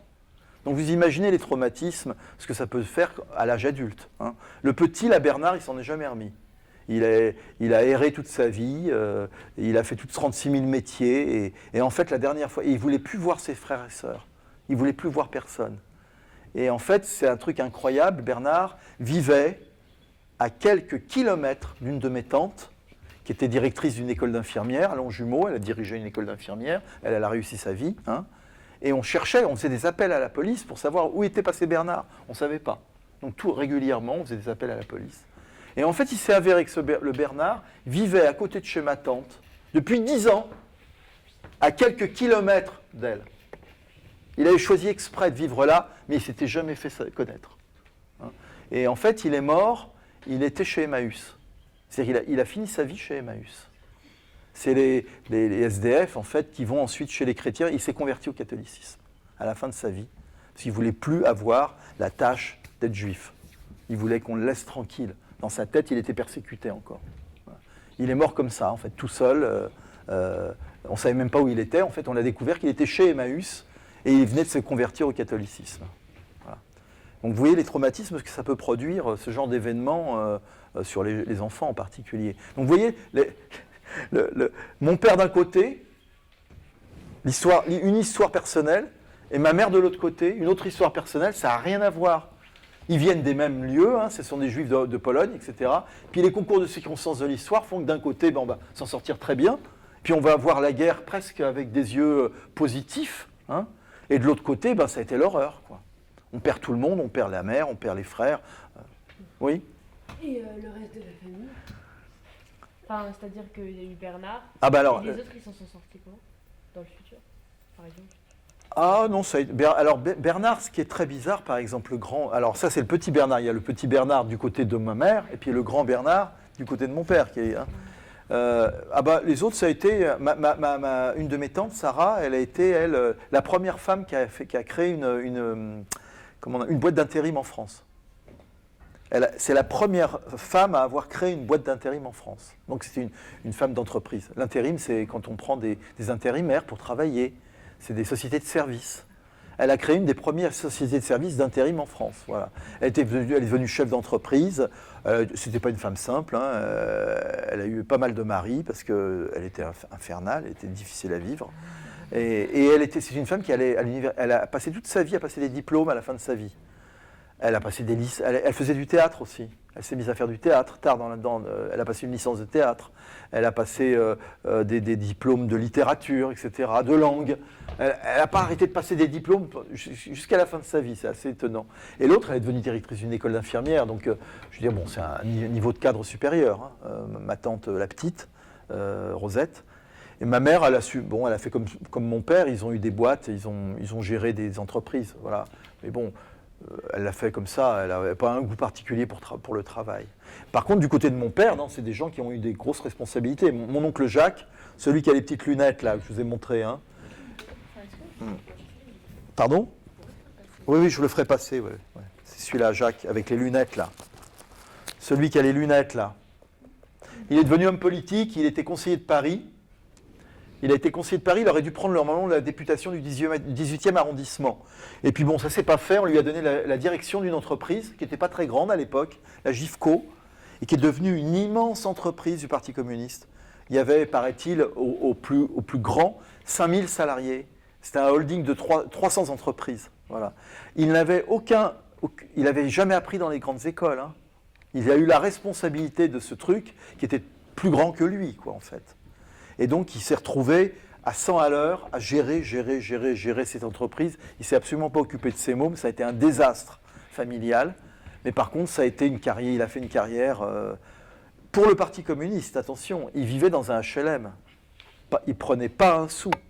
Il n'était pas question. Et au contraire, tous les corrompus, ils faisaient la chasse à la corruption. C'était un incorruptible. Une espèce de Robespierre de l'entreprise, en fait. Voilà. Ça, c'est mon oncle Jacques. Bernard, il a une carrière... Il est devenu commerçant à Lille. En fait, il s'est complètement éteint. Ça a été un grand résistant, il s'est battu. Hein. Il était FTPF, donc il a dirigé des réseaux de résistance en Dordogne.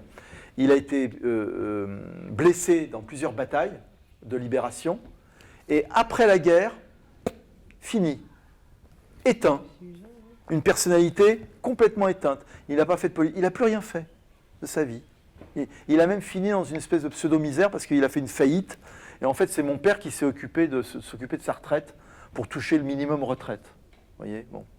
Et Charles, par contre, a eu une entreprise assez florissante. Il s'est bien débrouillé, le petit. Il est mort il y a quelques années. Il avait une entreprise de couture. Bon, il était plutôt... Il a fait une assez belle carrière. Voilà.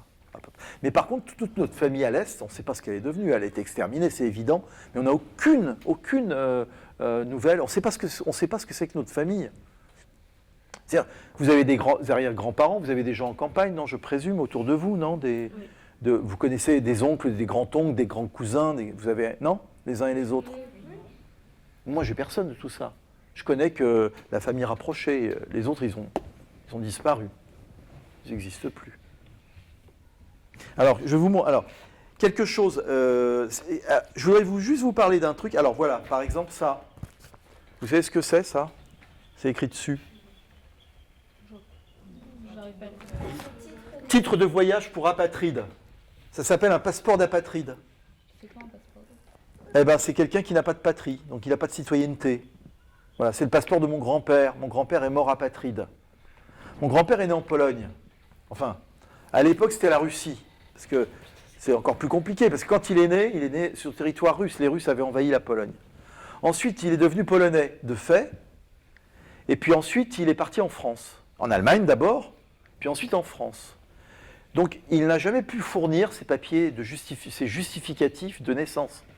Hein. Donc, il ne pouvait pas avoir la nationalité française. Donc, ce n'était pas la France qui lui donnait ses papiers, c'était les Nations Unies. C'était Genève. En fait, ce passeport, il appartient en fait à l'Organisation des Nations Unies. Vous savez que les passeports ne vous appartiennent pas. Vous êtes au courant ? Les passeports, ils appartiennent à l'État français. Hein. Le passeport français, il appartient à l'État français. Le passeport anglais, il appartient...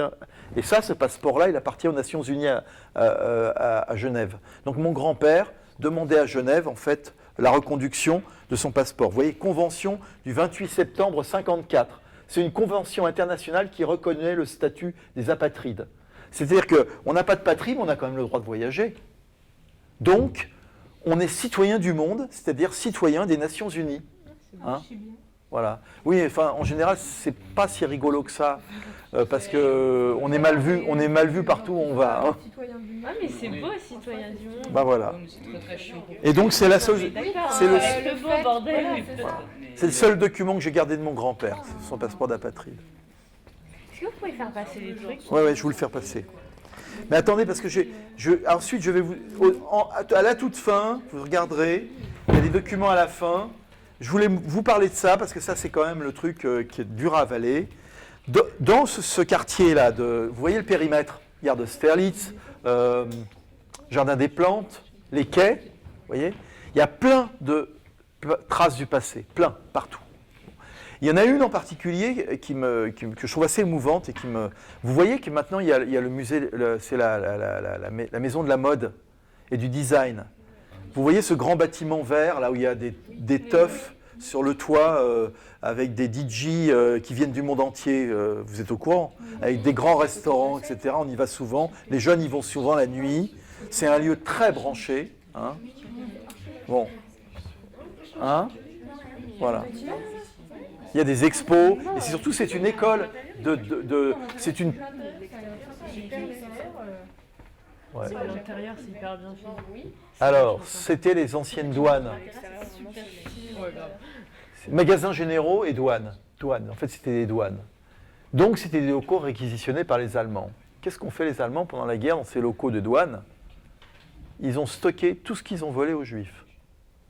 Des montagnes d'objets. Et pour gérer ça, ils avaient gardé des Juifs qu'ils n'avaient pas envoyés dans les camps. Ils étaient à peu près une centaine. Et donc, en fait, ils avaient pris des gens qui étaient capables de réparer, de remettre en état, de gérer. Donc, ils ont pris les comptables, les trésoriers. Ils ont pris les couturiers, ceux qui étaient capables de coudre les vêtements, les ébénistes, les mécaniciens, les gens qui faisaient par exemple de la radio, etc. Et ils les ont mis à réparer tous ces objets pour que les Allemands puissent les piller gentiment et les envoyer dans leur pays. Hein. Et c'est gigantesque. Ouais. C'est gigantesque. C'est-à-dire que, imaginez-vous que les Allemands, pointilleux comme ils étaient, ils prenaient tout, même les ampoules électriques, même les torchons de vaisselle. Les torchons de vaisselle étaient répertoriés. Donc, c'est-à-dire que quand ils pillaient tout jusqu'au dernier centime. Alors ça c'était les grands magasins généraux. Ils pillaient bien entendu les grands musées, les Louvres et tout. Ils pillaient tout ce qui... C'est véritablement, c'est comme des... Vous voyez, on les voit là, avec leurs beaux uniformes. C'était véritablement des prédateurs, quoi. C'était des racailles. C'est-à-dire ce qu'on appelle des racailles, mais au niveau supérieur. Hein. Ils arrivaient, ils prenaient tout. Tout leur appartenait. Des prédateurs. Voilà. Et chez les Vitans, donc ça c'est autre lieu très branché de Paris aujourd'hui, donc c'est dans la rue du Faubourg Saint-Martin, il y avait un grand bâtiment industriel, les Vitans, donc ça appartenait à des Juifs, c'était un magasin de meubles, réquisitionné par les Allemands, et là c'est les meubles. Donc ils choisissaient donc, les mobiliers les plus chics des beaux quartiers, ils refaisaient des petits salons, comme c'était chez la famille machin, la famille truc, la famille bidule, avec les tapis, les toiles de maître, les meubles, et les officiers supérieurs venaient choisir leur salon, qui pouvait se faire déposer, soit dans les grands hôtels où ils étaient, soit envoyer à leur famille en Allemagne. Voilà. Hein. Et donc c'était un showroom en fait. Voilà. Et alors aujourd'hui, ce qui est encore chose amusante, devinez qui est là, c'est Euro-RSCG, c'est-à-dire le groupe Publicis. C'est un des plus grands groupes de publicité au monde. C'est devenu un lieu et un truc que vous connaissez bien, le siège du Bon Coin. Le Bon Coin qui fait énormément d'affaires, qui s'est acheté en fait une place dans cet endroit, qui est devenu un endroit prestigieux, des lieux très très branchés parisiens, des entreprises high-tech. Voilà. Et c'est marrant parce que ces lieux qui sont devenus des lieux terribles, quoi. Et là aussi, il y avait des centaines de gens qui s'occupaient des petites mains. Alors je vais vous montrer ça, c'est les images de fin, où on voit, c'est les Allemands qui ont fait toutes ces photos, c'est assez terrible, il y a des tonnes et des tonnes d'objets, C'est horrible à voir, voilà, ça c'est l'évitant. Et c'est les Allemands qui ont fait ça systématiquement, ils avaient de très bons photographes, et ils archivaient tout ce qu'ils faisaient. Alors regardez ça d'abord, et puis après vous regarderez le reste. Voilà. Donc, voilà, vous regardez toutes ces photos à la fin, là. Voilà. Et donc quand on fait la visite commentée du 13e arrondissement, là, en même temps, je raconte cette histoire parce que c'est quand même, c'est très peu connu, hein. On appelle ça les camps de Paris, en fait. Donc il y a des, alors c'est pas très connu, pourquoi? Parce que les Juifs qui ont travaillé là, ils s'en sont presque tous sortis. Comme ils avaient une spécialité et que les Allemands en avaient besoin, ils ne sont pas partis dans les camps. Pour beaucoup, ils avaient honte. En fait, ils avaient honte, si vous voulez, de dire qu'ils avaient été dans des camps. Donc ces camps n'ont été connus qu'il y a très peu de temps. Parce qu'ils n'avaient pas envie de se mettre en avant, ils avaient profité de une chose bête, quoi. Le type était ébéniste et il a été mis là, sinon il serait mort dans les camps, quoi. Un autre, il était mécanicien, il savait, ou un horloger. Les horlogers étaient très recherchés, hein, la mécanique de précision. Voilà. Donc ces gens-là se sont tus, ils n'ont pas voulu se mettre en avant. Donc on n'en a pas parlé. On en a parlé qu'il y a très très peu de temps, en fait, de cette histoire. Vous voyez, comme quoi, l'histoire, il y a encore des choses à découvrir. Bon, je ne sais pas, qu'est-ce qu'il y a d'autre? C'était une question?